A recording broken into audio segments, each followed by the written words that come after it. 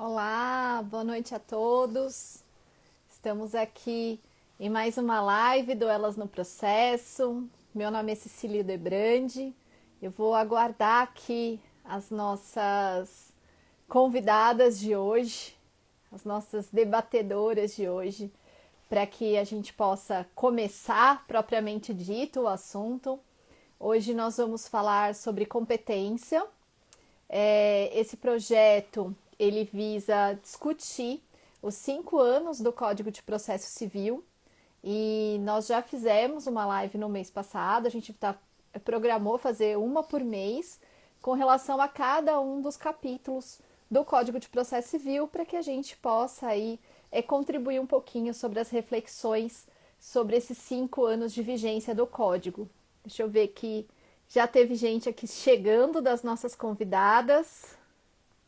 Vamos convidá-las para integrarem aqui.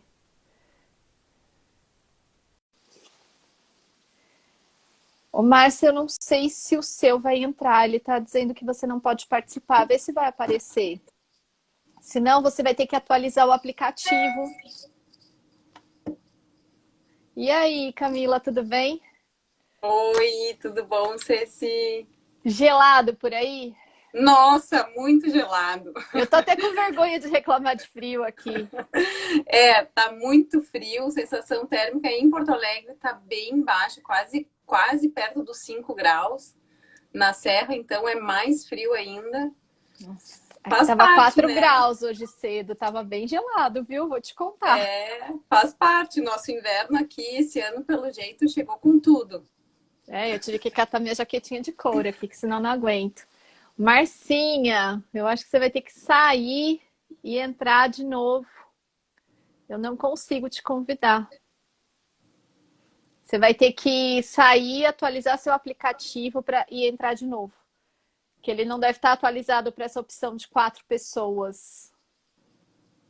Vamos ver, ó, já tem bastante gente. A Gi, a Fê, A Feira, a Gi, tem a Jana, é uma colega aqui de Porto Alegre também. a Mirna Que tá aqui bom ver. também. A Sejam todos Mirna, isso. bem-vindos.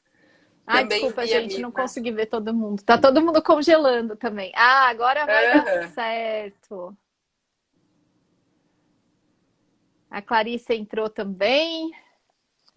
Agora vamos formar o time completo aqui. Isso aí. Agora Aí, agora deu certo. Ah, que saudade que eu Oi, tava desse Márcia. sorriso, bem. gente. Maravilha. Que Opa, delícia tô esse aqui. sorriso da Márcia, viu? Aham. Nada contra, viu, Camila? Mas da Márcia é fantástico, contagiante. Obrigado. Oi, gente. Oi, Saudade de você. Clarice, tudo Boa noite, bem? Oi, meninas. Clarice, tudo bom? Tudo certo? Como vocês estão? Que bom Tudo vê-las. bem, tudo bem Quase também. congeladas, mas estamos Ah, tá bem. muito frio por Exatamente. aí. É que a Muito. gente tá subindo. A Camila tá na parte mais gelada, que ela tá no sul, eu tô no sudeste. A Márcia tá no Rio, também sudeste. A Clarice tá lá no nosso Em norte, Belém. em É, Belém. Que por maravilha. aqui, por aqui é aquela quentura o Oi, ano todo. Gisele. Ai, coisa boa. Nossa, que Quentura com a delícia. chuvinha. Nossa famosa Uhum. chuvinha da tarde aqui em Belém. Normalmente às 3 horas. 3 da tarde sempre tem Tem uma a chuvinha chuvinha, né? para Uhum. aliviar o calor. Ah, Isso que aí. bom. Meninas, eu acho que a gente podia abrir e fazer tipo meio ordem alfabética para ficar mais fácil da gente falar.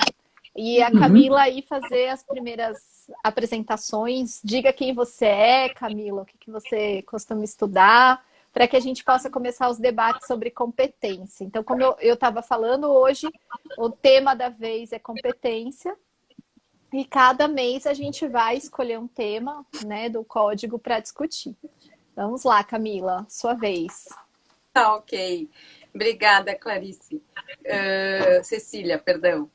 Bom, gurias, para quem não me conhece ainda, meu nome é Camila Marta, eu sou doutoranda e mestre em Direito pela PUC do Rio Grande do Sul. Dou algumas aulas na pós-graduação em algumas instituições e advogo, sou advogada. E é uma grande alegria estar aqui com vocês.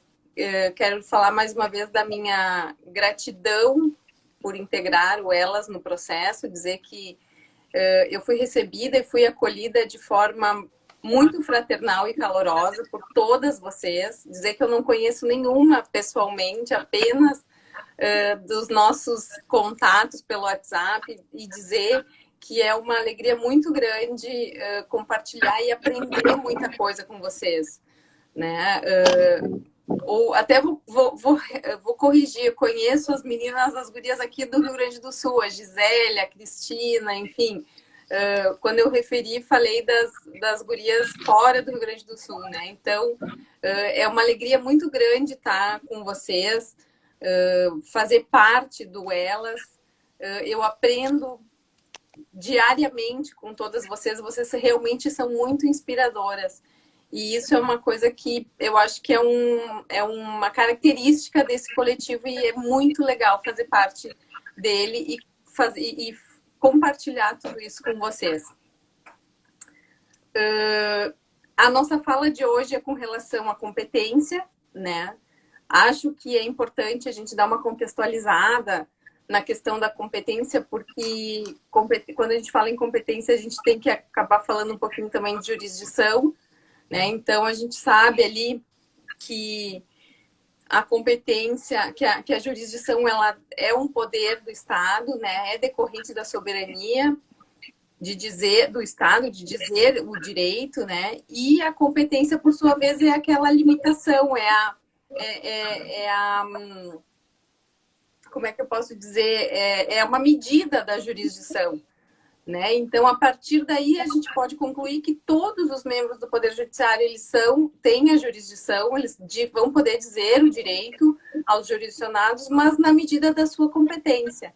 Então, a competência, basicamente, ela vai, de uma certa maneira, organizar a prestação jurisdicional, de forma que ela seja efetiva, de forma que ela seja eficiente, né? De forma que seja, que atenda aos princípios do devido processo legal e assim sucessivamente.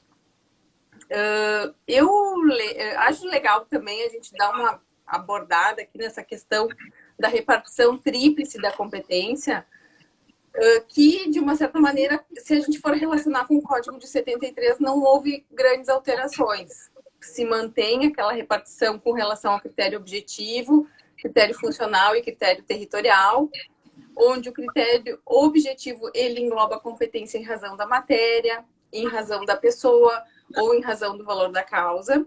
O critério funcional ele está atrelado em razão da função desempenhada, né?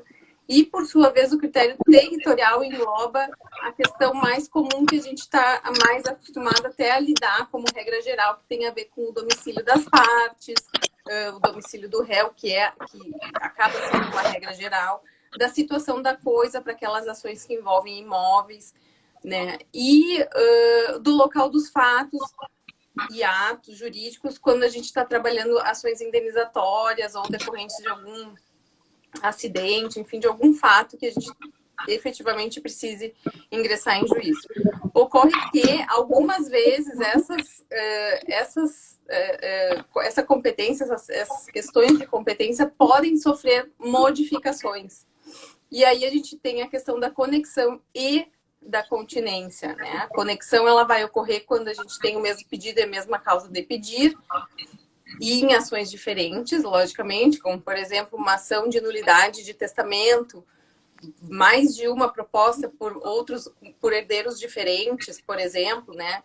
Ou uma ação de despejo movida pelo locador e a ação de consignação de pagamento movida pelo locatário, ação de cobrança ou anulatória e uma anulatória de contrato. Então, observem que a causa de pedir ela passa a ser a mesma, as partes passam a ser a mesma, e então aí a gente tem exemplos de conexão.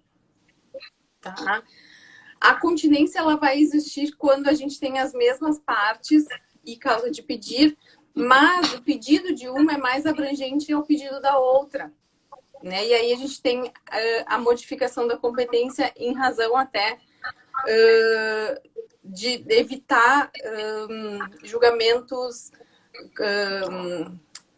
conflitantes, né? Ou que acabam dando algum efeito diferente num julgamento anterior. Então, tanto é que a gente tem até no artigo 55 essa previsão, mesmo quando não existe, no parágrafo 3º, mesmo quando a gente não tem causas de conexão ou de continência, mas que o julgamento, em razão de algumas similitudes do caso concreto, possa dar uma certa um certo conflito, né? Então, aí a gente, por exemplo, uma ação de paternidade, investigação de paternidade e uma ação de alimentos. Embora sejam pedidos e causas de pedido diferentes, o julgamento de uma vai influenciar no julgamento da outra. Pessoal, eu estou falando aqui muito assim, de forma ampla, né? Claro que cada ponto desses é extremamente... tem muitos questionamentos, né? A gente pode pensar várias questões, mas assim, só estou fazendo um apanhado geral, principalmente porque nesse aspecto de modificação de competência, com o CPC de 73, a gente não tinha esses artigos positivados, né? A gente tinha a questão da súmula 235 do STJ, que determinava que a reunião dos processos só ocorreria se um deles não tivesse sido julgado. Isso hoje, com o CPC de 2015, nós temos positivado lá no parágrafo 1º, se não me engano, do artigo 55, né? Então, uma situação aí que a gente traz que quando se estava com o Código de 73, a gente tinha que sempre buscar na jurisprudência, na súmula, enfim, essa questão que é extremamente importante e que agora, então, vamos dizer assim, a gente está com uma fonte de direito de primeiro plano, que é a própria lei, né? Então, é uma modificação, é uma questão importante e que merece, sim, ser observada, porque é o dia a dia, né? É muito comum a gente ter processos que se chocam, enfim, principalmente nas ações desenvolvidas, quando a gente tem acumulação de pedidos, enfim, é uma realidade do foro, né? Então, é uma questão que a gente acaba tendo que trabalhar e se debruçar e atentar para isso. Um outro exemplo são aquelas situações em que a gente, às vezes, no Código de 73, muitas vezes, se distribuía uma nova ação porque uma ação antiga tinha sido julgada por determinado juiz. Então, vamos distribuir por dependência. Hoje não é mais assim. Hoje não, a gente não distribui mais por dependência quando a ação anterior já foi julgada, né? Mas isso era uma prática que existia no Código de 73, talvez por não existir essa questão tão explícita e tão positivada como hoje existe, né? Então, enfim, são situações aí que a gente tem que atentar. É importante prestar atenção nisso, em especial também o parágrafo 3º do artigo 55, na questão de julgamentos conflitantes. Acho um tema extremamente importante de ser estudado, pensado e observado na prática forense. Eu até trouxe aqui algumas decisões do nosso Tribunal de Justiça do Rio Grande do Sul, que até não vou ler para não ocupar muito tempo, mas assim, que basicamente ratifica essa questão legal que hoje nós temos. Quer dizer, a competência, ela se mantém, né? A questão da continência e da conexão, ela vai, em situações de processos findos, não vai acontecer a reunião, como era no Código de 73, né? Então, a gente tem visto aqui pelo Tribunal do Rio Grande do Sul que essa questão está bem pontuada, né? Não existe não existe divergência no sentido assim de que tem que se manter ou tem que modificar a competência, ainda que os processos não estejam mais ativos, né? Ainda que os processos estejam arquivados. Então, o que a gente pode concluir é que, sim, o tribunal anda bem atualizado e de acordo com o novo código nesse sentido, o que também nos dá uma certa segurança jurídica na prática forense aí. Ah, muito bom, Camila. Deixa eu perguntar uma coisa. Marcinha, você tem fone ou consegue baixar um pouquinho o som? Porque eu acho que está dando um pouquinho de eco. Consigo. Eu vou Vou ver chutar que se. é você, porque eu e a Clarice estamos de fone e a Camila estava falando. Só por isso que eu descobri, viu? Eu não Investigação. sabia disso, não Conseguiu? tinha. Conseguiu? Diminuiu um Eu pouco? acho que melhorou. Diminuiu. E dá Diminuir. e dá também pra gente desativar o áudio, se quiser, né? Aqui na tela a gente consegue desativar quando a gente não tá Tem falando. O tipo microfonezinho. no Meet, no Teams, tem um microfonezinho embaixo, aí vocês conseguem Isso. desativar também. Aí Isso. também dá certo. É que eu estou usando o Instagram, mas. Não, é no Instagram mesmo, é igualzinho. Debaixo da sua foto vai ter um microfone. Aí o desenho do microfone, aí você clica em cima, ele desativa. Aí, eu acho que conseguiu. Agora sim, já. Agora Oh! eu entendi. Não, tá ótimo. Aí também dá para fazer isso a hora que a Clarice é a próxima, né? Então vou passar para a Clarice, só para a gente ficar com menos barulho e ficar mais confortável para quem nos assistir depois. Brigadão. Clarice, eu vou pedir para você fazer uma breve apresentação e falar sobre o seu tema. Maravilha. Queria parabenizar a Camila pela exposição e dar boa noite, né? A Camila, a Cecília, a Márcia, ao nosso público. Já vi grandes amigos aqui, vi Renata, a Bruna, que também são do projeto, que são queridas, estudiosas e grandes parceiras. Fico muito feliz de ter um público tão qualificado conosco hoje. E para mim é uma felicidade estar aqui com as meninas ao lado dessas grandes estudiosas, colaborando, né, em mais uma iniciativa do Elas. Como eu falei hoje no nosso grupo, até respondendo os parabéns pelo meu aniversário, né, que foi ontem, projetos como esse, eles nos ensinam que a caminhada acadêmica ela não precisa ser solitária. Então, que na realidade ela é construída a muitas mãos. São mãos de mulheres e de homens e que a gente precisa caminhar junto, né? O crescimento ele é coletivo. Então, eu fico muito feliz de estar aqui por mais uma vez. E para quem não me conhece, eu me chamo Clarice Santos, eu sou doutoranda em mestre pela Universidade Federal do Pará, com ênfase em Direito Processual Civil. Eu também sou assessora jurídica no MPF aqui em Belém. Sou, com muito orgulho, fundadora e presidente do Conselho Consultivo da Liga Acadêmica Jurídica do Pará, a LAJUPA, que a Renata já teve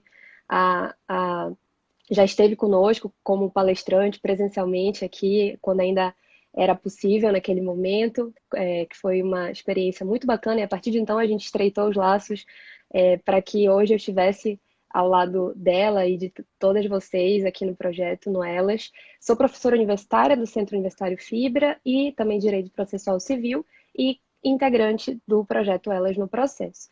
Bom, como a gente vai perceber, cada uma de nós hoje vai abordar pontos bem diferentes sobre competência, o que mostra não só a relevância do tema, mas a abertura para problematizações distintas, nos permite analisar o assunto por várias óticas. E para a nossa conversa sobre competência, eu escolhi tratar hoje de um assunto que tem despertado a atenção da doutrina processual brasileira nos últimos tempos, com a realização de vários eventos, com os trabalhos em nível de pós-graduação, estrito sensu, mestrado, doutorado, publicação de obras coletivas, artigos científicos nos nossos periódicos qualificados, apesar de não ser um tema propriamente novo, que é a desjudicialização da execução, e hoje com foco em algumas discussões sobre a competência do agente executivo, especialmente. Para começar, é muito importante que a gente reconheça, parta dessa premissa, que a competência é um tema clássico da ciência do processo, como a Camila falou. Normalmente, a gente vê essas discussões relacionando competência e jurisdição, que é outro tema considerado um dos grandes pilares, né, da ciência do processo. Então, é um tema clássico, de grande relevo, mas que não ficou imune aos efeitos do tempo, assim como não poderia, já que o direito, como um todo, ele é influenciado por fatores históricos, pela transformação também da sociedade, das relações jurídicas que vão se desenvolvendo. Liebman, por exemplo, já dizia que a competência é a quantidade de jurisdição cujo exercício é atribuído a cada órgão, como a Camila também falou, é a medida, seria a medida da jurisdição. Então a gente vê que a antiguidade desse assunto, a sua posição enquanto uma das grandes vigas da ciência processual não exclui a sua circunstância de ser um campo que é aberto para novas investigações, ganhando também áreas contemporâneas. Então, sem dúvida, a gente vê que a competência é uma das categorias básicas do respeito ao devido processo. E para demonstrar, antes de entrar propriamente no tema da competência do agente executivo, para demonstrar a revisita do tema na atualidade em relação à competência de maneira geral, eu menciono que atualmente o respeito ao devido processo, ele tem exigido a existência de um processo que se desenrole perante um juízo que não só detenha competência, mas que seja adequadamente competente. E aí a gente passa a falar, especialmente nos últimos anos, sobre o princípio da competência adequada. Então, a competência adequada, a gente verifica que tem esse objetivo de definir concretamente qual seria a melhor jurisdição, de modo a avaliar isso de maneira efetiva, concreta, a partir das circunstâncias do caso, e não com base em regras abstratas e nem sempre assertivas. Então, a competência adequada ela vai estimular a elasticidade e concretude do exame da competência jurisdicional. E a gente tem vários estudiosos e estudiosas que se debruçam a respeito disso. O professor Antônio do Passo Cabral, na sua tese de titularidade defendida na UERJ, em 2017, lançou recentemente a versão comercial da tese pela Revista dos Tribunais. A professora Thaís Pascoal examinou também na sua tese, só que de doutorado. O professor Fred Dias Júnior examina o tema no curso e também tem um livro específico na Juspodium sobre cooperação judiciária e aborda a competência adequada. Então, são alguns elementos só para dizer que é um tema que tem se aberto e a gente precisa refletir hoje. É relevante pensar hoje a competência, ela está sendo redimensionada. E aí a gente volta os olhos, então, para a competência do agente de execução. O que a gente verifica? A desjudicialização é um tema que não só está atraindo os olhares da doutrina, mas também está presente no âmbito da política legislativa. Porque desde novembro de 2019, sabemos que tramita no Senado Federal o PL 6204. Está fazendo um pouquinho de barulho, eu acho que é com a Marcinha. Opa, passou. Maravilha. Então, tramita o PL de iniciativa da senadora Soraya Tronic, que foi elaborada por uma comissão de juristas composta pela professora Flávia Ribeiro, que estuda o tema desde a sua tese de doutorado há quase 10 anos. Foi uma das grandes, se não a primeira realmente, a abordar com maior ênfase a temática no país, influenciada pelos seus estudos também em Portugal, que é uma grande inspiração para os termos do projeto. E também componho elas, pelo Joel Dias Figueira Júnior e André Gomes Neto, que compõem a comissão de juristas. E o PL 6204, que tem sido muito debatido, ele tem a pretensão de desjudicializar a execução de título executivo judicial e extrajudicial por quantia, por meio da delegação dessa função de agente de executivo a uma figura específica, a um agente que seria o tabelião de protesto. Então, ele passaria a exercer de maneira exclusiva e obrigatória, nos termos do projeto, as funções de agente de execução, o que geraria, então, o exercício dessa função em caráter privado, com abertura a um controle estatal para suscitação de dúvidas, esclarecimento de controvérsias ao longo do procedimento. O que a gente verifica? Essa não é a única proposta que tem hoje no país a respeito do tema, mas é uma das vias que tem chamado muita atenção. Além disso, nós temos outros estudos que também têm debatido a respeito de vamos desjudicializar a execução como uma diretriz geral do sistema, porque já há episódios, já há certos títulos executivos, certas relações de crédito que já são desjudicializadas, mas a proposta seria fazer uma generalização desse modelo, pelo menos no âmbito da quantia, de execução de quantia. E nós sabemos que as execuções específicas podem ser convertidas em quantia, então execução que envolva pecúnia tem muito relevo, tem muito destaque no nosso país, numericamente falando, inclusive. Só que também há outras propostas, como o anteprojeto, que foi apresentado pelo professor Antônio do Passo Cabral com uma equipe orientando os seus na UERJ, como a Juliana Melazzi, que eu tive a oportunidade de estudar agora no semestre, lá na UFBA, numa disciplina do professor Fred Dias Júnior, que é uma grande estudiosa também do tema, e Eles, por exemplo, no anteprojeto, atribuiriam ao tema uma saída pela descentralização executiva, para permitir que agentes públicos ou privados, e não só um único agente, que seria a proposta do projeto de lei, que seria um agente que exerce a título privado, né? O PL 6204 caminha no sentido do tabelião exclusivamente, e pelo anteprojeto da UERJ, na verdade, poderiam ter vários, tanto públicos como o oficial de justiça poderia conduzir essa função, assim como outros sujeitos, até mesmo privados, escolhidos pelas partes ou designados para esse fim. Também temos outros estudos. Guilherme Lamego, por exemplo, tem um artigo na Repro que ele trata da possibilidade de atribuição de função executiva ao árbitro. Então, a gente poderia ter uma arbitragem não só para solucionar o conflito no campo cognitivo, mas para impor, para também exercer a função executiva, as atividades de efetivação. O Márcio Faria, outro professor que se debruça a respeito da temática, tem publicado na Repro uma série de estudos sobre o seu estudo em nível de pós-doutoramento com o Fred, orientado pelo Fred na UFBA, e ele sinaliza, por exemplo, a possibilidade de ter uma concorrência de agentes que exerceriam essa função. Poderia ser o advogado, por exemplo, uma categoria profissional criada exclusivamente para a função de agente executivo, o tabelião de protesto, ou mesmo todas as serventias extrajudiciais não relacionadas exclusivamente ao protesto, a fim de ampliar a capilaridade desse agente, a sua disponibilidade numérica para enfrentar o quantitativo de execuções. Enfim, nós temos hoje muita discussão a respeito de se vamos desjudicializar e qual modelo adotaremos. Inspirados também por iniciativas estrangeiras, iniciativas no âmbito internacional, mas também buscando qual seria o nosso melhor regime, à luz das nossas circunstâncias. A respeito da competência, o PL 6204, que é o que eu vou frisar rapidamente, apesar dessa variedade de iniciativas, no artigo 4º, ele trata das funções que estariam relacionadas ao agente de execução.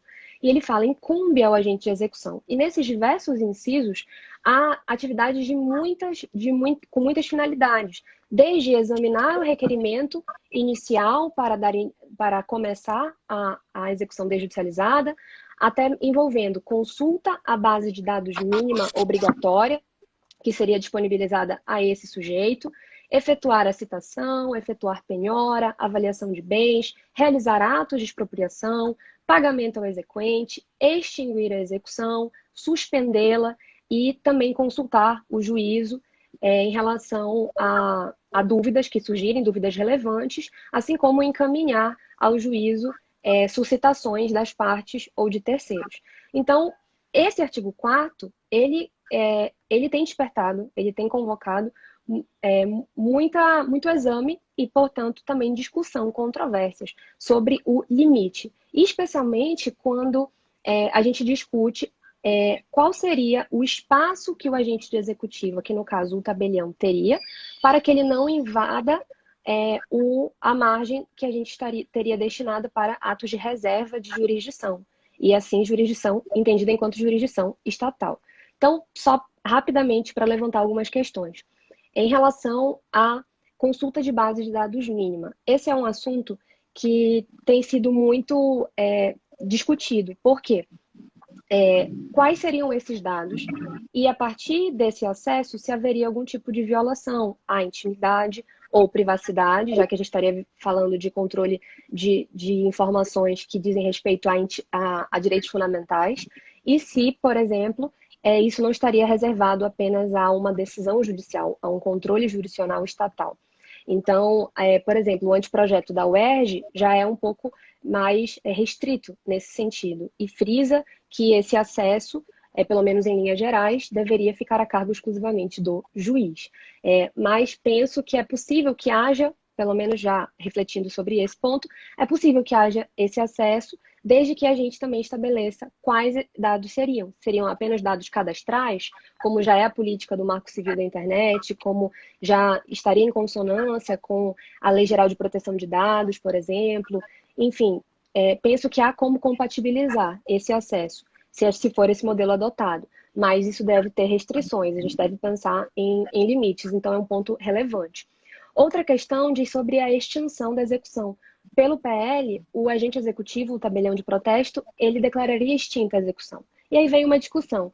Esse ato, o agente, ele pode fazer isso? Esse ato seria uma sentença? O Márcio Faria enfrenta esse ponto de maneira específica e afasta a classificação de sentença, até porque não teria os seus atributos, não surtiria suas consequências, mas que o agente executivo, ele entende, eu concordo, poderia sim declarar extinto o procedimento que foi desenvolvido perante o seu tabelionato. Acontece que a gente precisa pensar, e aí fica realmente para o futuro, para que a gente trave esse debate acadêmico, sobre a imutabilidade desse ato do tabelião em encerrar o procedimento, sobre a sua estabilidade. Porque se a gente fala que a coisa julgada é uma autoridade relacionada a decisões judiciais, há uma proteção, né, uma situação que resguarda a segurança jurídica, mas em âmbito jurisdicional, a gente sabe que até hoje existe muita discussão no âmbito administrativo, por exemplo. Existe coisa julgada administrativa ou é uma outra estabilidade que nós estamos lidando, porque não provém do Poder Judiciário? Então, no tabelionato, se ele pode, o tabelião, ele extinguir a execução, que ato seria esse? Qual seria o regime de imutabilidade, se haveria, para que a gente desse uma segurança ao executado de que aquilo não seria rediscutido, que, por exemplo, o pagamento da obrigação já fosse suficiente por essa extinção esperada do procedimento para que não houvesse um novo debate a esse respeito, até mesmo pondo em descrédito ou desincentivando a utilização do procedimento. Então, é outro ponto interessante. Um outro detalhe aí para finalizar realmente a minha contribuição, pelo tempo que eu ainda quero ouvir as nossas queridas amigas aqui, a Cecília e a Márcia, tem muito ainda para discutir, sobre execução de alimentos, aí pensando na perspectiva da competência do agente. O PL ele não trata de alimentos, mas aí, recentemente eu tive uma live com a Cristina Mota, a professora Cristina Mota, no perfil do Mulheres no Processo, que é outro grande coletivo da nossa área, e a gente conversou sobre esse ponto. O PL não aborda, mas se a gente desjudicializasse, primeiro, seria possível desjudicializar a execução de alimentos, já que ela é uma execução de quantia, mas regida, disciplinada por regime diferenciado em razão da natureza do crédito? Penso que sim. Mas aí são apontados alguns elementos como ausência de presença de incapaz, porque isso demandaria a atuação do Ministério Público, por exemplo, alguma situação que não houvesse prisão, né, o exequente não tivesse interesse na utilização da medida de prisão, porque a análise, a decretação dessa medida por envolver liberdade, restrição de liberdade, direito fundamental do executado, seria restrito ao ato do Estado, ao ato jurisdicional. Essa decretação e controle. Mas e se, e aí é algo que eu tenho pensado a respeito, examinado nos últimos tempos, e se a gente admitisse que o procedimento fosse desjudicializado, inclusive a execução de alimentos, porventura, mas quando necessária a medida de prisão, houvesse um ato de cooperação judiciária entre o agente executivo desjudicializado, né, no procedimento desjudicializado, e o órgão jurisdicional estatal, para exercer um ato de reserva de jurisdição, que seria a decretação e controle da medida coercitiva gravosa de prisão civil. E aí é realmente um parêntese, aqui, porque não tem como aprofundar nesse momento, mas o CPC ele tratou de maneira atípica da cooperação judiciária nacional, ela não se esgota nos instrumentos que já são vários apresentados do artigo 67 ou 69, e, inclusive, tem resolução do CNJ regulando o tema 350 de 2020, e lá falado sobre a possibilidade de cooperação jurídica judiciária interinstitucional. E isso poderia abranger, de um lado, um órgão do Estado, um órgão jurisdicional estatal, e do outro, uma outra instituição ou agente, que pode ser público ou privado. Então, aí a gente poderia pensar numa forma de compatibilizar o exercício da competência do agente executivo, que porventura pode ser competente, se essa for o direcionamento legislativo, pode ser competente para realizar uma execução, conduzir de maneira proeminente uma execução desjudicializada, até mesmo de alimentos, mas quando houvesse espaço restrito ao órgão jurisdicional estatal, aí poderíamos ter um diálogo entre as duas instituições, entre os dois agentes, para que fosse feito esse ato, mas o ambiente continuaria em relação a todo o procedimento, ao restante dos atos desjudicializados. Então, são apenas algumas questões que é possível que a gente ventile, mas é um tema que ele é controvertido, todos os dias a gente vê novos elementos sendo colocados pela doutrina, pelos eventos que têm sido realizados online, pelos trabalhos acadêmicos, no âmbito da política legislativa, em diversos projetos, debates, iniciativas, emendas. Então, é algo para a gente acompanhar as cenas dos próximos capítulos. É um tema que eu estudo no doutorado, então os próximos anos serão animados, eu sempre digo isso, e é um prazer estar aqui com vocês falando um pouco a respeito disso. Muito obrigada, gente. Muito obrigada, Clarice, muito bom. Até eu vou pegar um gancho aqui, porque a nossa live anterior desse projeto de 5 anos foi sobre cooperação. E, salvo engano, a fala da professora Flávia Rio foi exatamente sobre a resolução. Então, quem quiser aprofundar um pouquinho nessa resolução que trata da cooperação, nesse aspecto da desjudicialização, a Flávia aprofundou nisso, aí já complementa a sua fala também. E já fazendo propaganda das outras lives, né, que estão muitíssimo ricas. Márcia, tua vez, estou aqui para te ouvir.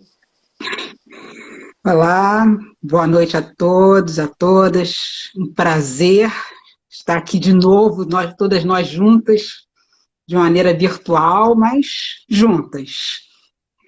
É muito gostoso ouvir vocês, estar com vocês, como vocês falaram, Clarissa, Camila falaram antes, como nós estamos juntas no nosso grupo, não só discutindo o processo, mas discutindo a vida, nos apoiando. Isso é muito bonito, isso é muito gostoso.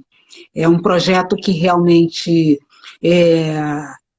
dá voz para quem a gente pensava que, de repente, para quem se achava, não vou dizer desprezado, mas não era conhecido, não era visto. Estamos todas nos vendo, estamos todas nos projetando. Isso é muito bom, isso é muito maravilhoso. Bom, num pequeno currículo meu, resumo, meu nome é Márcia Cristina Souza, sou mestre doutora em Direito Processual Civil pela Gama Filho, e sou professora de Direito Processual Civil da UFRJ. Tanto meu tema de mestrado quanto meu tema de doutorado é o tema que eu vou falar aqui, que são juizados. Eu amo juizados, apesar de eles não serem os mais amados do país. Mas o que eu gosto nos juizados, e agora também levando para outros temas que o próprio CPC vem divulgando ou estimulando, o empoderamento das partes, empoderamento dos jurisdicionados, dos cidadãos, e principalmente a possibilidade ou o estímulo à transação e à conciliação aos meios autocompositivos consensuais de solução de conflitos.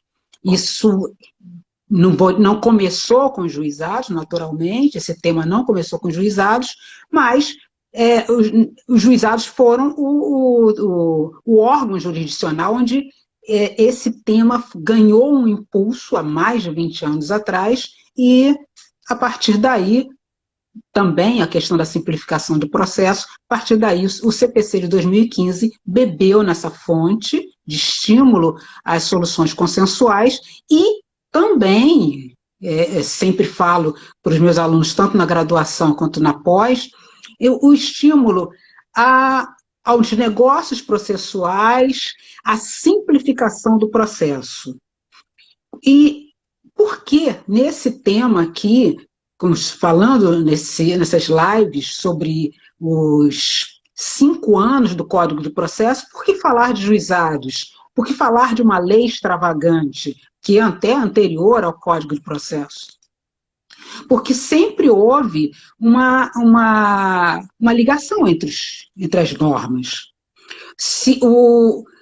Aparentemente, não se aplica o Código de Processo nos juizados, que me perdoe, vozes contrárias, principalmente da ministra Nancy Andrighi, mas a norma principal, a norma que é a norma de regência geral do processo, é o Código de Processo Civil.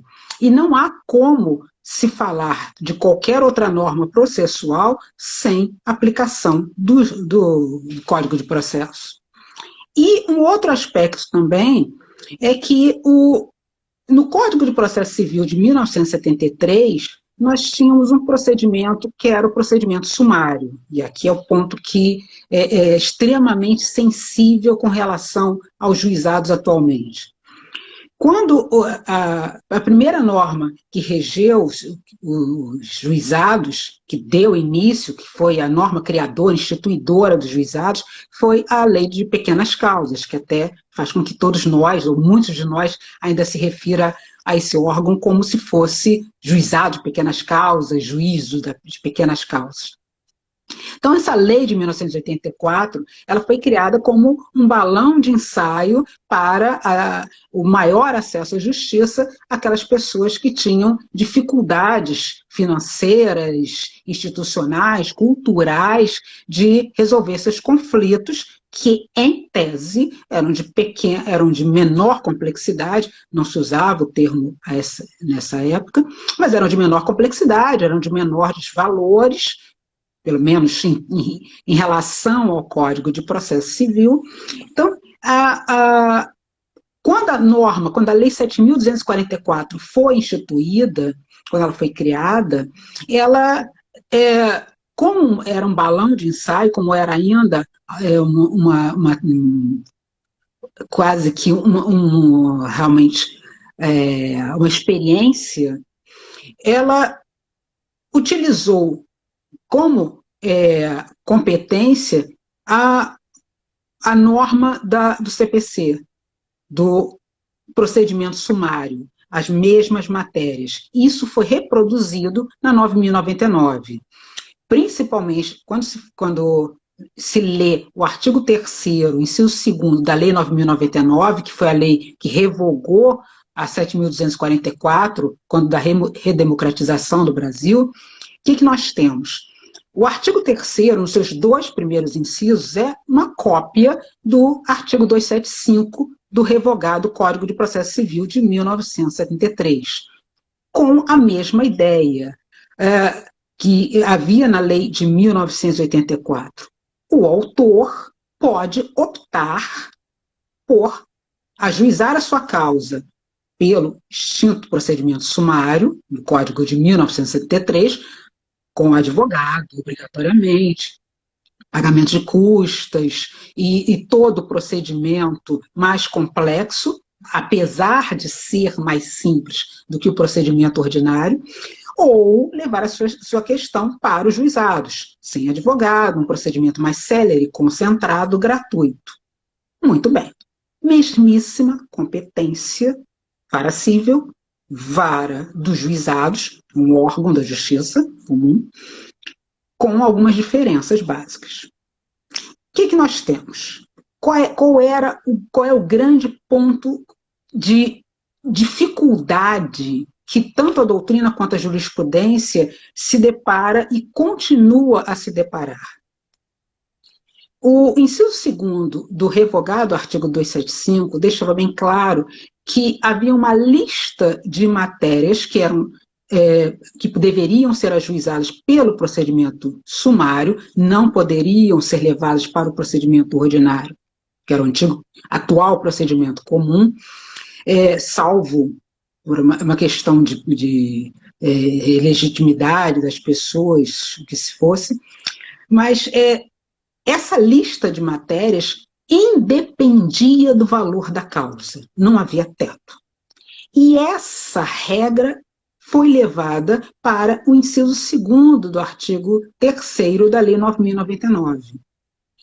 No inciso 1º do artigo 3º, que se fala um teto de valor da causa de 40 salários. Mas o inciso 2º não há teto, porque ele reproduz o artigo 275, inciso 2º do CPC de 1973. Mas o que aconteceu? Quais eram os problemas?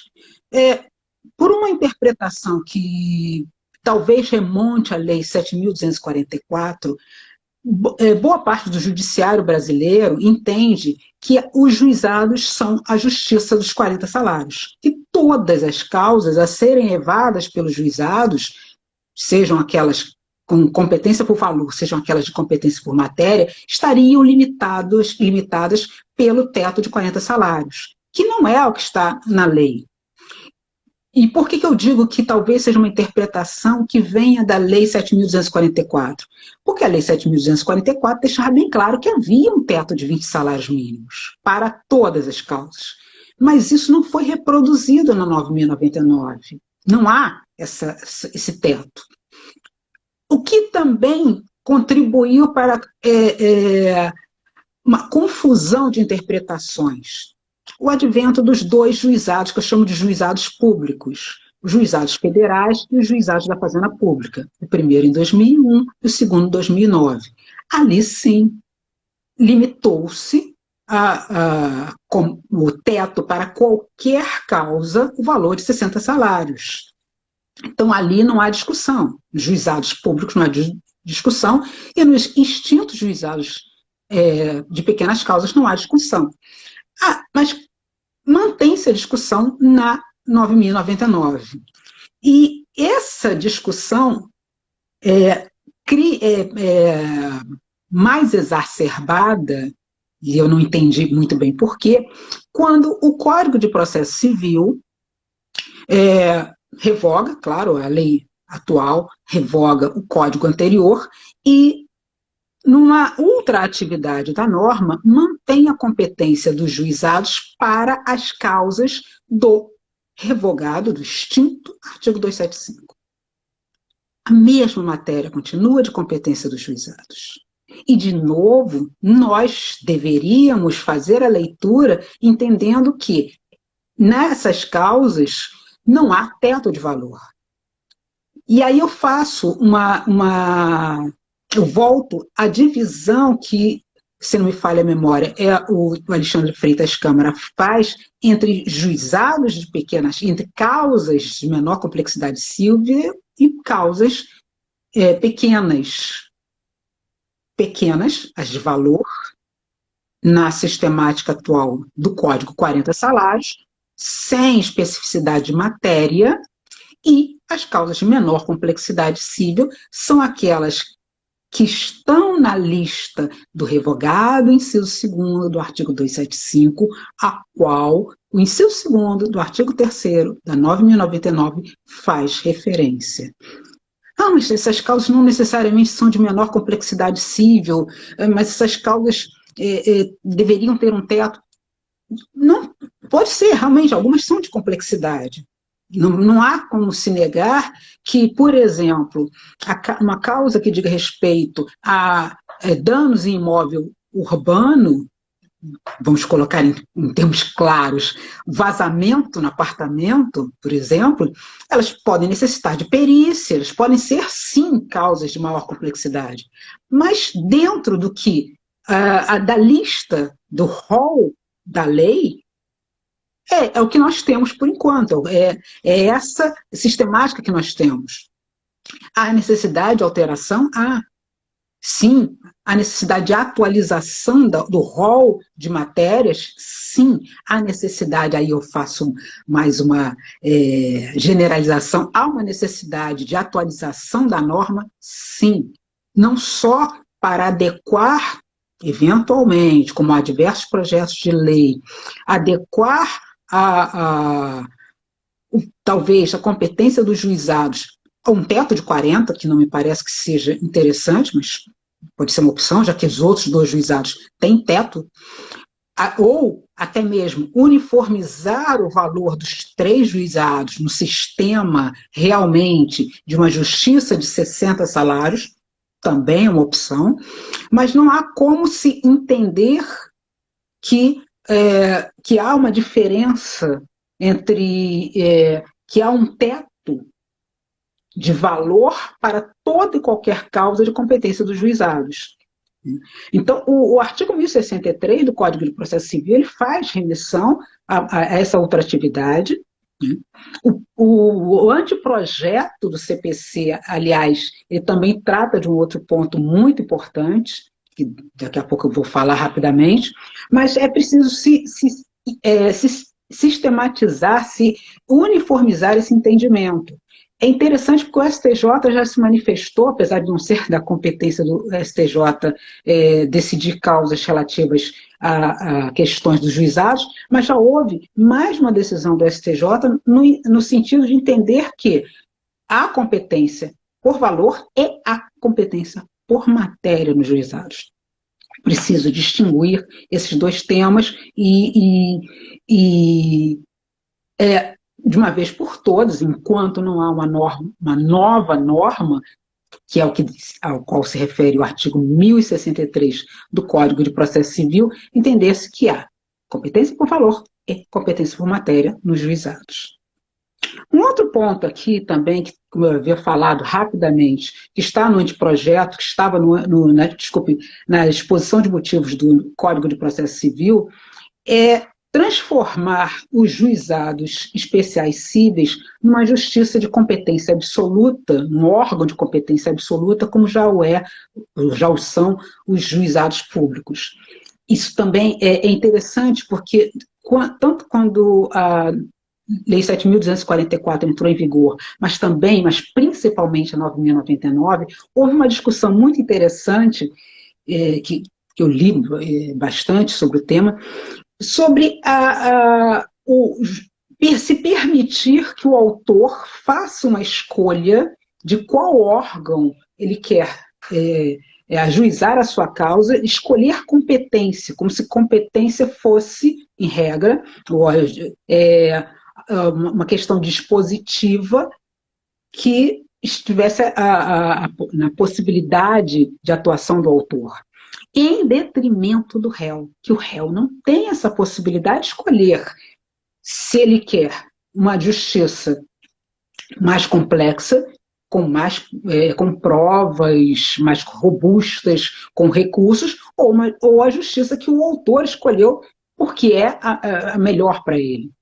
Essa discussão foi muito rica em 95, 94, 95, 1996, mas entendeu-se que seria interessante para os juizados cíveis manter uma competência relativa, permitir ao autor escolher em qual órgão promover a sua causa.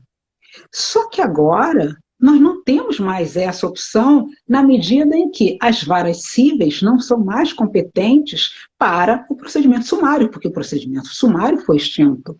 Todas as causas que poderiam levar a uma escolha do autor, em termos de procedimento, de vara, elas agora são todas de competência dos juizados. Então, apesar de haver muita resistência, e eu até entendo por quê, mas muita resistência em tornar os juizados como de competência absoluta, juizados especiais cíveis, né? Já que os juizados especiais públicos já são de competência absoluta, apesar de toda essa resistência, já é hora de se entender que não há mais opção do autor. Não há.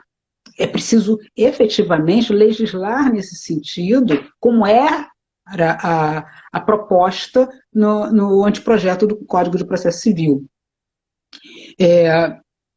Claro, isso pode levar a um abarrotamento maior do que já há nos juizados, mas é preciso criar realmente um sistema, efetivo sistema. Um outro ponto que eu quero também tocar, estou tocando aqui em alguns pequenos pontos interessantes que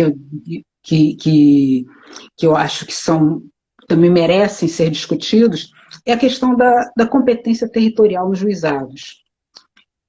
Como a Camila falou, não, nem chegou a falar, mas como nós temos que lembrar, as regras de competência territorial, em geral, são feitas para dar ao autor e ao réu a opção de escolher o território que lhe seja mais, o foro que lhe seja mais favorável, mais benéfico, mais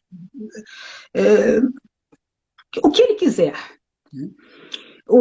ao contrário das regras de competência absoluta, que são cogentes, são impositivas. O que acontece na questão dos juizados é que há um entendimento de que, apesar de serem as normas dispositivas, as normas que regem a competência territorial, pela falta de autos, pela inexistência de autos, que era a ideia original, quando tanto a lei de 1984 quanto a lei de 1995 foram criadas, não haveriam autos no processo dos juizados.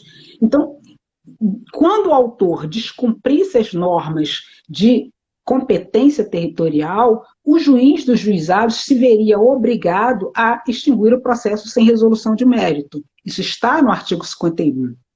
A questão criou-se uma maioria de entendimento no sentido de que, se, ao contrário do que está no Código de Processo Civil, a incompetência territorial detectada nos juizados leva à extinção do processo, então o próprio juiz de ofício se declararia a incompetência territorial dos juizados, descumprindo a súmula 33 do STJ. Então, o próprio juiz não esperaria pela manifestação do réu em alegar a incompetência territorial e simplesmente haveria extinção do processo. Isso se verifica em diversos juizados, às vezes o próprio escrivão, ao receber a causa, ele já impede o autor de mover ação, ou ele mesmo, antes mesmo que a causa vá para as mãos do juiz, já extingue o processo, ou, em outros juizados, a remessa dos autos para o juizado competente. Então, não há uma sistematização em relação a essa atividade. A questão isso cria também para o autor uma impossibilidade de ter o acesso à justiça da maneira como ele gostaria, ou como foram pensados os juizados originariamente. Se a ideia é que as pessoas que não têm acesso à justiça comum por ser cara, complexa, de procedimentos muito longos, se os juizados foram criados para o acesso ao cidadão, então realmente esse cidadão deveria ter possibilidade de escolher mover ação no foro mais próximo de seu domicílio, de seu local de trabalho, seu local de estudo, seu local de lazer, seja lá como for. E caso ele se engane, ou caso ele não tenha, ou tenha deliberadamente descumprido as normas, não deveria haver essa extinção do processo. E hoje em dia, com o processo eletrônico, com as audiências virtuais, já não há mais sentido nessa extinção. A pandemia acabou nos trazendo talvez uma solução que pode ser benéfica para esse cidadão.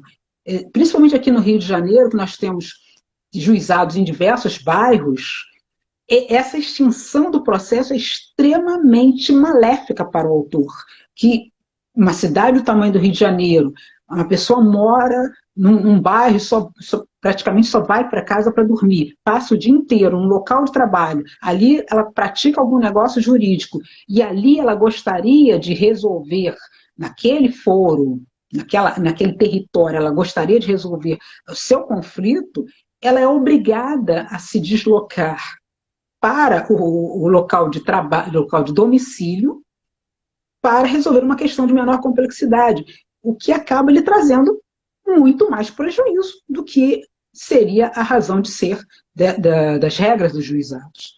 Então, hoje em dia, também essa questão de competência territorial, não só nos juizados, mas até mesmo no CPC, talvez mereça ser revista com o processo eletrônico, com audiências virtuais e o que nós estamos vivendo nos tempos atuais.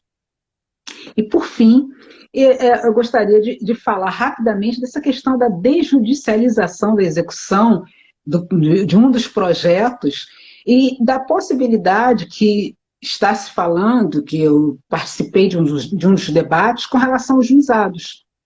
foi falado também que seria possível também retirar da competência do juiz, dos juizados, o cumprimento de sentença ou a execução de título extrajudicial. Qual é o grande problema em termos de juizados? É que a justiça dos juizados, como nós sabemos, é uma justiça gratuita, exatamente para favorecer o acesso à justiça. E a execução extrajudicial esbarraria no pagamento ao cartório de protesto, que não tem obrigação de fornecer gratuidade de justiça, porque não faz parte do Poder Judiciário. Então, uma solução que foi pensada foi manter a possibilidade do autor optar por manter o cumprimento de sentença gratuito na competência dos juizados ou levar para o cartório de protesto e aí sim pagando. Então, ao contrário de, não sei se nos diversos projetos se fala de uma obrigatoriedade de levar a execução de sentença, o cumprimento de sentença para o cartório de protesto, mas em termos de juizados, o que se pensou, o que foi discutido foi dessa opção. Determinar que a fase cognitiva seja obrigatória nas causas de competência, mas dar ao autor, ao exequente agora, essa opção de onde ele entenderia ser mais interessante ou mais rápido levar o cumprimento de sentença. Então, talvez eu tenha sido muito rápida, mas só que alguns pontos que eu venho me debruçando, venho estudando juizados há muito tempo, agora essa novidade que eu acho sensacional da desjudicialização da execução e que eu quis também trazer como alguns temas a serem refletidos, quem sabe, no futuro. E é sempre uma alegria estar aqui com vocês, ouvi-las e participar com vocês desses debates. Maravilhosa, Márcia. Eu fico até tímida aqui de dar pitaco no assunto de juizado depois da sua fala e do seu estudo, né? Estudo de grande parte da sua vida. Eu gostaria de começar me apresentando, né? Meu nome é Cecília Odebrandi, eu sou coordenadora de curso de Direito, coordenadora de NPJ, que tem um cartório do juizado, daí também o meu interesse pelo tema. Sou professora de processo civil, sou especialista em processo civil e, assim como vocês já ressaltaram, o Grupo Elas é um presente na minha vida, é algo que manteve a minha sanidade durante essa pandemia, né? As nossas trocas, os incentivos mútuos, as propostas de reflexões que muitas vezes a gente não se depararia apenas com o nosso estudo. Então, acho que é sempre muito bom trocar ideias, mas também é muito bom o ambiente de uma incentivando sempre a outra, e eu creio que todas cresceram muito, né, com essa troca e com esse contato. Acho que esse é um dos principais benefícios. Aquela coisa, eu não posso incentivar, né, o colega, não posso incentivar outra pessoa, porque senão eu vou estar me diminuindo. A gente prova que é mentira nesse grupo. Quanto mais uma incentiva a outra, quanto mais a gente divulga, participa de eventos com as outras, a gente cresce, né, em todos os sentidos. Então, é realmente uma maravilha estar nesse grupo. E eu vou falar muito rapidamente sobre algumas reflexões que eu gostaria de trazer nessa linha de facultatividade ou não do juizado. E quando a gente discute, né, CPC versus Lei 9.099, a gente já tem uma certa controvérsia. Mas quando a gente vai para a lei dos juizados especiais, né, da Fazenda Pública, a gente vai ver que lá no juizado da Fazenda Pública existe um artigo dizendo que a competência ali ela não é facultativa, né? Ela vai ser obrigatória. Então, todas as causas que eu for propor contra a fazenda pública, e aqui a gente está falando da fazenda pública estadual, eu teria, estadual municipal, eu teria necessariamente que me valer, né, de a competência absoluta do juizado. O problema é que, apesar dessa legislação não ser tão recente assim, a gente não tem ainda, em todas as comarcas, os juizados da fazenda pública. E aí, como que fica nessa situação em que eu não tenho esse juizado específico? Eu poderia optar pelo juizado especial cível e poderia optar pela justiça comum, ou eu necessariamente teria que ficar no juizado especial cível. Até porque, quando a gente não tem um juizado especializado, toda aquela razão de ser da criação do juizado da fazenda pública, ela deixa de existir, porque seria uma justiça que voltaria os olhos para essas questões fazendárias, questões públicas, questões fiscais, etc. E eu não teria motivo para deixar isso como obrigatório no juizado especial cível, que trata de diversas outras questões cíveis, assim como a justiça comum. Então, esse principal fundamento de se criar um juizado específico para essas causas deixa de existir nas comarcas onde eu não tenho esse juizado.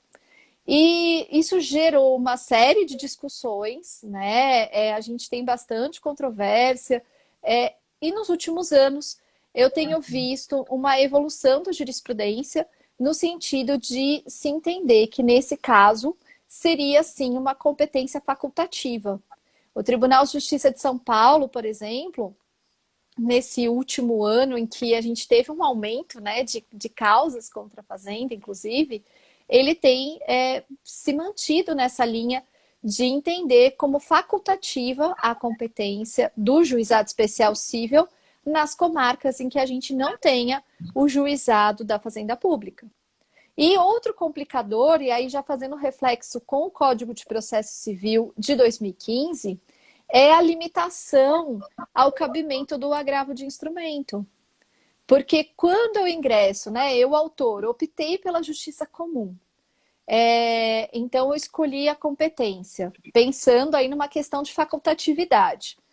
E aí o juiz, né, lá da justiça comum fala, olha, nas causas em que seja parte a fazenda pública, eu entendo que a competência é absoluta. Sendo absoluta, reconheço de ofício a minha incompetência e remeto os autos ao juizado especial cível da comarca, uma vez que a gente não tem juizado específico fazendário. E aí essa decisão, pelo nosso Código de Processo Civil de 2015, ela seria irrecorrível, não caberia o agravo de instrumento aqui, como regra. O que é complicado, porque se a gente pensar na lógica do agravo de instrumento, que seria resolver questões que não poderiam ser resolvidas no futuro, que não seriam úteis ao processo se resolvidas e se rediscutidas apenas na apelação, isso acontece aqui quando a gente fala de competência, porque veja, se eu remeto para o juizado especial cível e se eu só puder recorrer dessa decisão ou apontar essa questão dessa decisão quando da sentença, e aí lá no juizado a gente vai estar diante do recurso inominado e não da apelação, ainda que o colégio recursal entenda que, olha, estava equivocada essa decisão mesmo, o autor escolheu a justiça comum, e nesse caso em que não há o juizado da fazenda pública, ele poderia optar, seria facultativo, essa decisão não vai ser útil para esse autor, só vai lhe causar mais prejuízo, porque eu causaria uma nulidade desse processo, né? Eu teria que descartar todos esses atos praticados e reiniciar, voltar lá antes da citação do réu. Então não teria utilidade essa decisão. E eu acho que isso foi um problema que foi agravado pelo Código de Processo Civil de 2015. Talvez por isso o entendimento dos tribunais, que era no sentido de efetivamente entender que nas comarcas onde não tinha esse juizado da fazenda instalado, eu teria necessariamente que me valer do juizado especial cível, reconhecendo que seria obrigatório ainda assim a competência, eles tenham abrandado um pouco o entendimento, exatamente em razão dessa inutilidade, né, de recurso posterior em razão do agravo de instrumento. E aí, outra questão que eu nem vou aprofundar aqui, porque senão a gente vai ficar até meia-noite, é a interpretação, né, extensiva desse artigo 1015, desse rol não ser efetivamente taxativo, para que a gente pudesse abarcar essa questão de competência, né? Então, me parece ser interessante. Eu não concordo muito com a decisão do STJ sobre essa interpretação do 1015, mas me parece que aqui a questão da competência ela deveria sim estar nesse artigo 1015. Talvez uma reforma legislativa fosse o mais indicado para que a gente não ficasse numa situação de insegurança, né? Então, são questões que geram complexidade, geram problema na prática. E aí eu sei que a gente já está num momento adiantado, né? Da hora que a gente já precisa encerrar aqui a live, mas eu queria deixar algumas reflexões também com relação à competência. Eu acho que uma é essa do recurso, né, do 1015. Queria ouvir rapidinho o que vocês pensam sobre o assunto. E uma outra é uma conversa que a gente acabou tendo lá no grupo, enquanto a gente organizava essa live, e que gera consequências na prática. Porque, às vezes, eu tenho uma inicial que possui uma determinada competência. E aí eu posso ter uma contestação e até mesmo uma reconvenção que traga uma competência totalmente diferente. Eu até trocava uma ideia com a Camila sobre um caso que eu estou passando ainda, né? Na verdade, ainda está na fase de contestação da reconvenção, em que a inicial ela tinha como competência cível. E é um fórum regional de São Paulo, então a gente tem varas especializadas, né? Então tá na vara cível. Quando eu fui ingressar com a reconvenção, porque na verdade a questão é de direito de família, o objetivo da pessoa ingressar com essa ação inicial era para afastar o direito de família, um caso de união estável. Então ele quis discutir como se fosse apenas uma sociedade de fato, né? Então fez a propositura no cível. Quando eu fui ingressar com reconvenção para trazer essas questões de família, aquele juízo cível, naquela comarca que tem a vara especializada de família, ele não é competente para julgar essa questão, né? E eu não consigo colocar reconvenção lá na vara da família, a não ser que eu fizesse uma nova ação.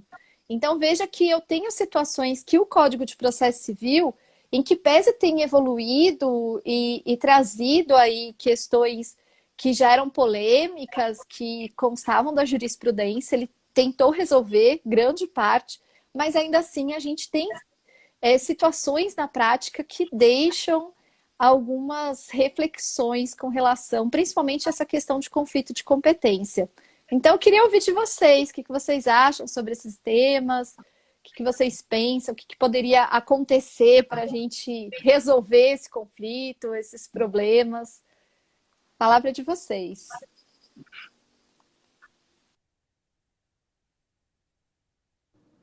Posso falar? Bom, primeiro eu acho que queria só parabenizar todas vocês, dizer que o que eu falei no início é fato, né? Eu sigo aprendendo sempre com todas e hoje ficou muito claro isso para mim, mais uma vez. Aprendi muito com vocês. E muito obrigada. Com relação às questões que a Ceci nos trouxe, com relação ao agravo, eu também acho que poderia haver uma modificação legislativa nesse sentido, porque realmente a gente fica pensando que ter que litigar num juízo que parece, claro, não ser o competente e não conseguir fazer essa modificação em tempo hábil, realmente me parece que é uma perda de tempo, é uma perda de jurisdição, é uma perda de tudo, né? Então, realmente, acho que nesse aspecto, 1015 poderia ser modificado e incluir mais essa questão relativa à questão de a competência, né? Acho que é extremamente pertinente a modificação nesse sentido. Com relação ao caso da reconvenção e modificação das varas, né? Quer dizer, ação ingressão, um entrou com a ação na vara civil, a outra parte com a reconvenção, que tem a temática familista, né? Por mais que a gente agrave, eu fico pensando que não vai ter outra solução a não ser ingressar com uma nova ação, né? E aí a gente vê as falhas do sistema, porque deveria haver uma forma, né, de ou prorrogação dessa competência ou remessa desse processo de uma forma integral para a vara efetivamente competente. Deveria ter algum mecanismo nesse sentido. E aí, ouvindo vocês, e em especial até a fala da Clarice, quando ela abordou a questão da competência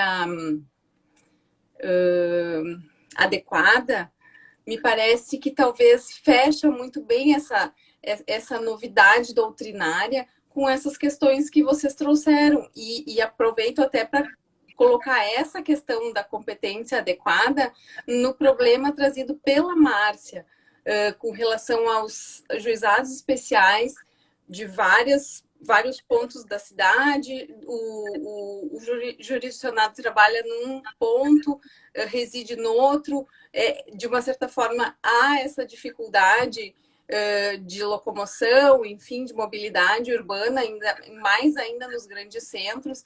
Então, talvez aí seja uma semente a questão da competência adequada para tentar solucionar essas questões que vocês muito bem abordaram, né? Então, eu acho que, de repente, a gente teria, a partir daí, uma possibilidade de estudar mais ainda a fundo e propor e começar a ventilar essas questões na intenção de uma futura alteração ou de uma modificação explícita realmente na lei, né? Não só em termos de decisões judiciais, mas também legislativa. Certo? Muito obrigada, gurias, por estar com vocês e aprendendo cada vez mais. Passo a palavra aí para quem quiser debater também. Márcia, eu queria dialogar contigo rapidamente e com a Céci também. Gostei muito do ponto que tu levantaste, que foi uma ponte entre os nossos dois temas, né? De juizado especial e fazendo essa relação com a desjudicialização. Realmente, o ponto a respeito da gratuidade é uma das questões que o projeto tem mais sofrido críticas, porque o projeto, no artigo 5º, ele trata de gratuidade, mas traz uma disciplina que parece insuficiente, porque ou ainda muito sucinta, né, que acaba simplificando uma questão que merece um regramento mais minucioso. O artigo 5º do projeto fala que o beneficiário da gratuidade ele pode requerer ao agente de execução que os emolumentos, isso no caso do exequente, sejam pagos apenas ao final, após o recebimento do crédito executado. Então, na verdade, haveria um diferimento em relação ao momento do pagamento, mas não uma suspensão dessa exigibilidade, desse recolhimento, o que é um grande contraste em relação à gratuidade dos juizados, que, como tu mencionaste, é um dos maiores incentivos de acesso a essa via, até mesmo de democratização, né, para permitir que mais pessoas possam obter essa tutela. E também o projeto ele não trata de possibilidade de parcelamento, como o CPC faz, possibilidade de deferimento parcial da gratuidade em relação a certos atos, que foi um avanço muito significativo no 98 do CPC, do Código, com os seus parágrafos. Então, penso que a facultatividade da via da desjudicialização também tem que ser pensada, como tu frisaste, a partir dos impactos financeiros.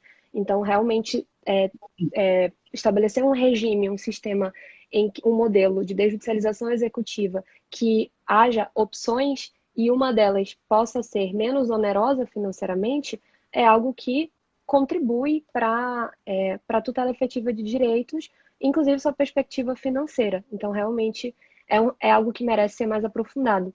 E detalhe que no anteprojeto da UERJ, traz também uma outra disciplina a respeito dos custos, das despesas em relação ao agente executivo.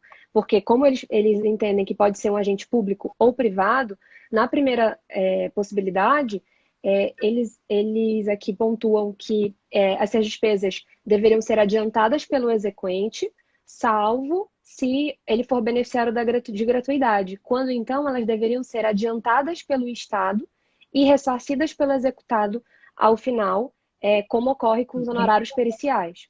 Só que, quando trata do agente executivo privado, o anteprojeto da UERJ sinaliza que, pelo princípio da causalidade, deveriam ser suportadas pelo executado, a não ser que a sua defesa fosse acolhida e aí, portanto, recairia sobre o exequente. Então, nós temos que discutir qual modelo nós vamos adotar. Então, por isso que gostei muito dessa interlocução a partir da tua preocupação.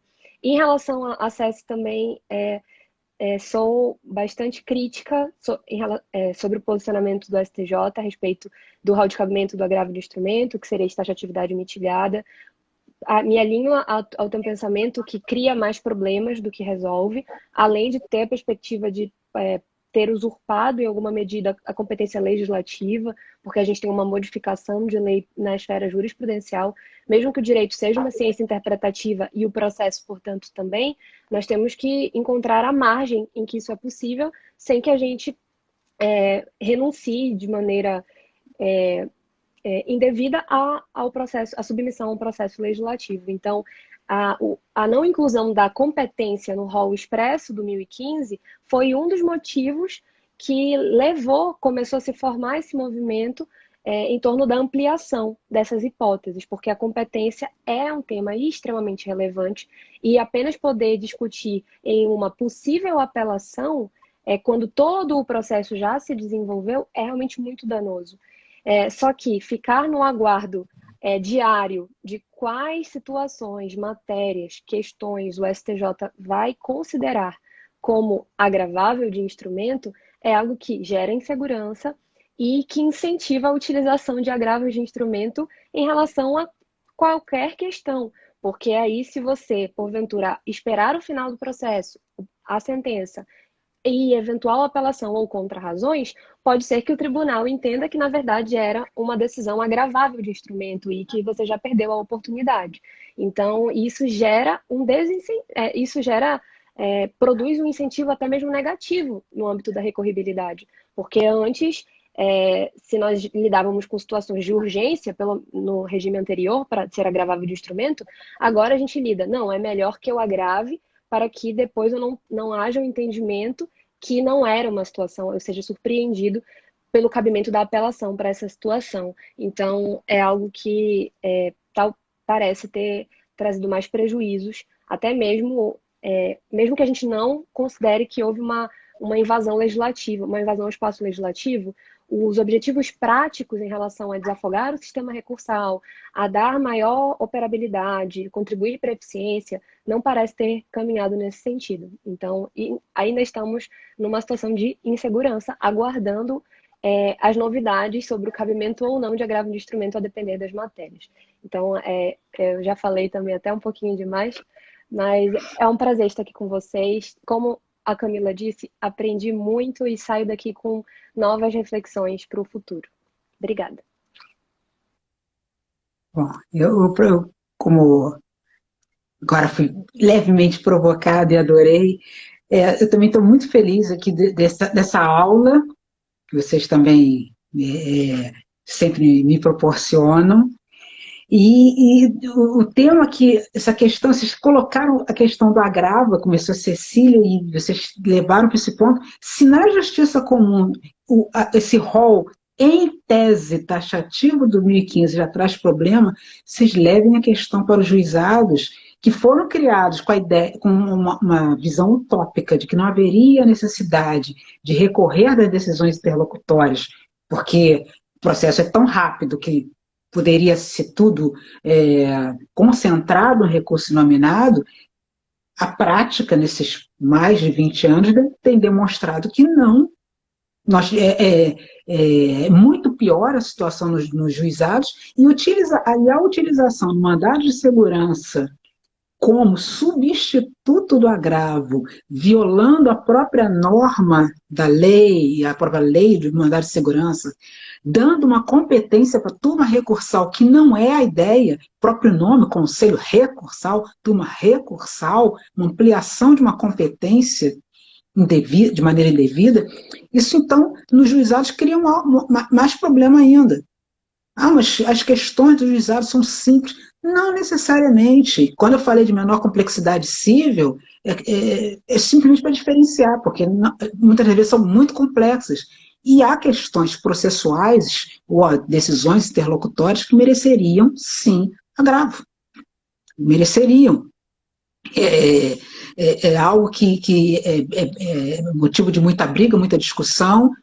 Estou esperançosa de que em breve tenhamos uma nova lei, uma lei sistematizando os 3 juizados e adaptando-os ao século XXI para resolver esses problemas. E quanto à questão que a Cecília trouxe, eu fiquei aqui pensando mil ideias, mas realmente, em termos teóricos, até não sei, uma ampliação da competência da vara civil, não sei, um trabalho conjunto, mirabolante aqui, a reconvenção numa vara de família e, ao mesmo tempo, a ação principal na vara civil e os 2 juízos trabalhando em conjunto, seria lindo, mas em termos práticos, impossível. Eu, como professor, eu posso elaborar 1000 soluções, mas em termos práticos, acabam complicando um processo que não deveria ser complicado, infelizmente. Mas tudo que eu posso dizer é que bom que você trouxe essa dor de cabeça para cá, adorei para de nossa discussão, que é sempre riquíssima e calorosa no sentido de amorosa. E é muito feliz de estar aqui com vocês. Ah, que maravilha. Eu acho que a gente sai daqui maior, né? Todas nós vamos sair maiores daqui em conhecimento, porque a troca foi realmente muito boa. Eu achei interessantíssimo o seu tema, Clarice, porque é uma coisa que, apesar de estar estudando já sobre a desjudicialização, eu não tinha feito essa reflexão com relação à competência, né? E o seu gancho com a questão da cooperação foi perfeito. Camila perfeita, super didática, essa parte de continência e conexão que tanto acontece na prática e que a gente vê, assim, muitos profissionais que não têm a menor ideia de como diferenciar um do outro. É o terror dos nossos alunos também em prova, para quem dá essa parte geral, né? Eles têm muita dificuldade em entender competência. E com relação ao juizado, nem preciso falar, né? Sou muito fã. É aquele... quem me dera, mas Deus me livre do nosso dia a dia, porque todo mundo critica juizado, tenho diversas críticas também, mas lido com isso na prática por ser coordenadora do NPJ, e eu queria só pontuar um minutinho aqui, uma questão que a pandemia trouxe. Quando a Márcia traz essa questão, talvez essa extinção em razão da territorialidade não tenha mais sentido hoje, uma vez que a gente esteja fazendo tudo de forma virtual. Mas aqui na prática, a gente viveu uma situação, Márcia, inusitada. Porque o ano passado, quando começou a pandemia e os tribunais suspenderam os atendimentos presenciais, como no juizado, a grande maioria das ações ela é proposta pela própria parte, não representada por advogado, né? São aquelas causas até 20 salários mínimos. E essas pessoas, em que pese no estado de São Paulo, elas poderem protocolar as iniciais com certificado digital, a grande maioria das pessoas que dependem de juizado não tem certificado digital ou não tem o conhecimento jurídico para fazer essa inicial. E sem o atendimento dos cartórios, elas ficaram afastadas.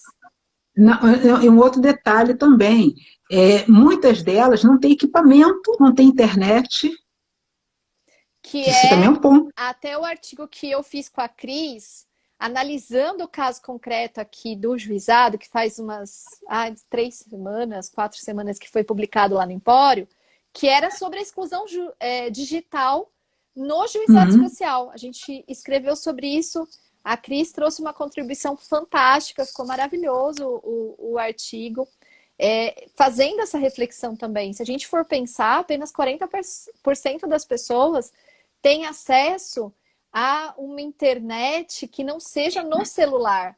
Porque por mais que a gente tenha uma quantidade, 70 e poucos por cento de pessoas com acesso à internet, grande parte dessas pessoas tem acesso apenas no celular, que muitas vezes tem pacote de dados limitado, só tem acesso à rede social, então não daria para ela entrar com uma ação no juizado, né? E aí, com a pandemia, em março, os fóruns fechados, aqui em Leme, por conta da faculdade, e demorou um pouquinho para a gente conseguir implementar, eu conversei com os alunos e a gente implementou um atendimento inicial virtual. Então, o que era feito no balcão, a gente começou a fazer por o cartório, né? Topou isso, é claro. Eles começaram a fazer esse atendimento inicial por e-mail.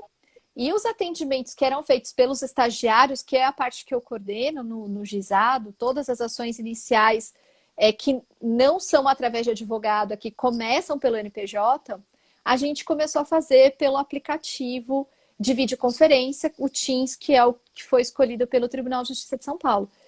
E os cartórios aqui ficaram fechados na região por mais de 5 meses, né? E se não fosse a competência territorial, Márcia, a gente não conseguiria ter dado conta do serviço, porque aqui eu moro no interior de São Paulo, então as cidades são muito próximas, 15, 20 minutos de carro. E com a digitalização, o que acontece? Essa distância geográfica não existia mais. Então, as cidades vizinhas queriam propor ação aqui em Leme, em que pese a competência fosse das outras comarcas, exatamente porque os outros estavam fechados para esse atendimento.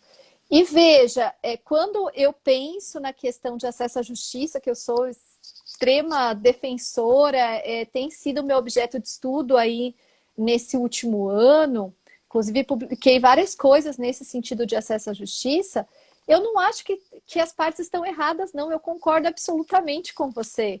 Eu acho que essa questão da digitalização, de processo eletrônico, ela deixa sem sentido essa previsão de extinção do processo do juizado por motivo territorial, por competência territorial. Na verdade, eu já achava meio sem sentido antes, viu? Para ser bem sincera. Mas vamos colocar aí que a tecnologia faz com que isso se torne mais sem razão. Mas com a pandemia eu percebi que pela questão de gestão do Poder Judiciário, né, talvez ainda exista uma razão de ser. Só que colocando na balança gestão de processo do Poder Judiciário e interesse da parte, né, do acesso à justiça, que é um direito individual e coletivo, é evidente que esse direito individual e coletivo deva prevalecer. Eu só quis trazer essa reflexão da prática, até para que depois a gente possa continuar trocando e continuar conversando sobre o assunto. E quem assistir aqui, né, também possa refletir um pouco sobre outros pontos e até sobre uma visão de viabilidade de atendimento mesmo.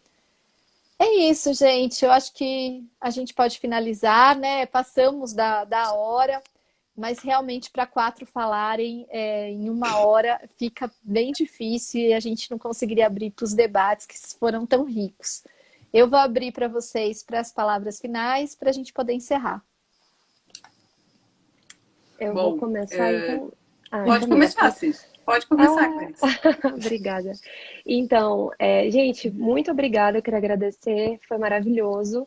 Renovo aqui minhas palavras de entusiasmo em fazer parte do projeto, de ter estado hoje aqui com vocês, sobre essa última reflexão da CS sobre o acesso à justiça frente às limitações tecnológicas. É algo que a gente precisa realmente enfrentar. Eu tive contato já com uma pesquisa do IBGE de 2018, que tem até que verificar se está atualizado, se tem atualizações, que 1 em cada 4 pessoas no país não tinha acesso à internet. Então, isso equivale em números totais cerca de 46 milhões de brasileiros.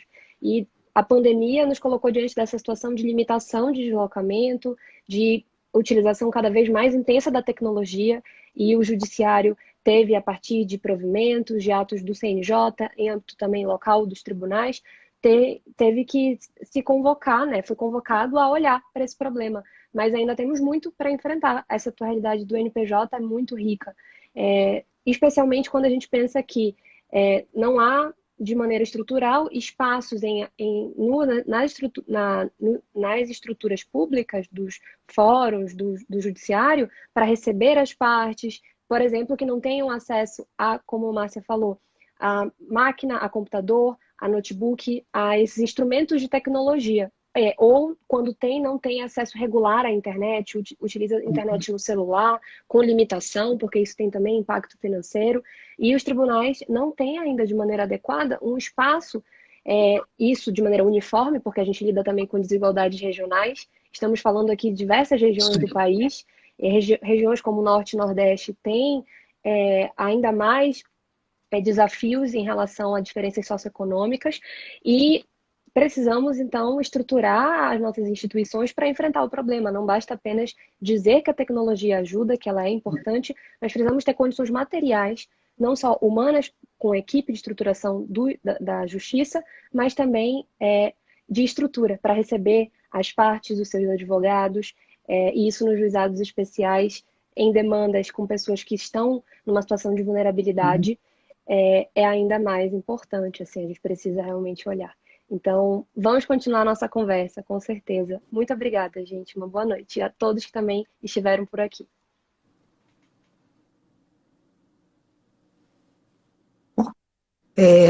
De novo, só posso agradecer estar aqui com vocês, aprender com vocês. Um ponto que eu sempre digo dos nossos grupos, desde que nós começamos a nos encontrar antes do Elas, antes do Mulheres, e reforçando agora, é essa troca de conhecimentos, não só jurídicos, mas de conhecimentos de vida. Eu posso, claro, falar de mim. Eu moro no Rio de Janeiro, que sempre tive aquela visão, não, o Rio de tudo que acontece aqui acontece no país. E aí vocês me mostram, peraí, opa, Márcia, não é bem assim. Não vamos ficar naquela teoria que temos diversos Brasis. A verdade é que temos diversos Brasis. E isso é muito importante. Essa troca nossa de conheceres, de saberes, como se diz, é algo que me deixa muito emocionada. De conhecer não só monstros sagrados, mas as monstras sagradas que nós somos. Isso é maravilhoso. Maravilhoso conhecer teoria, conhecer prática, aprender com vocês. Então, só posso agradecer e agradecer também a todas e todos que nos ouviram até agora. Grande beijo. Gurias, rapidamente, então, quero agradecer mais uma vez a possibilidade de estar aqui essa noite, aprendendo com vocês, agradecer a possibilidade de participar do grupo Elas, e diariamente crescer, aprender, buscar a partir dos debates que se travam no nosso grupo, e agradecer também a todos que passaram por aqui, amigos, colegas. Enfim, foi uma alegria muito grande estar aqui com vocês essa noite. Muito obrigada por tudo. Um beijo em todas. Eu acho que a Márcia levantou um ponto bom, né? A questão da gente trocar ideias, não só jurídicas, mas da nossa prática e das questões regionais, né? E aí a Clarice levantou a questão de regiões que têm uma dificuldade muito grande no digital, e o norte é efetivamente, até pelo tamanho, né, e pela distância, e outros tipos de dificuldade. Eu sei que no Pará tem várias regiões que só se acessa de barco. Eu tenho um querido amigo que é defensor público aí no Pará, que ele, por anos, né, enquanto ele trabalhava, ele tinha que, para ele chegar, ele pegava não sei quantos barcos, e realmente a internet naquela região era muito precária, quando não inexistente. Então, uma coisa que a gente também pode refletir, trocar ideias para o futuro. Agradeço a troca, agradeço a todos que passaram por aqui, que espero que o conteúdo aqui de hoje seja proveitoso para vocês, como foi para a gente, né? De trocar informações que os incentive a continuar estudando, continuar pesquisando e contribuir também para a ciência jurídica. Um grande beijo e até o próximo. Um beijo, até mais. Muito Até obrigada, mais, gente. gurias. Obrigada. Até Beijo, mais. beijo. Tchau, Beijos. Tchau. beijo. Tchau, tchau.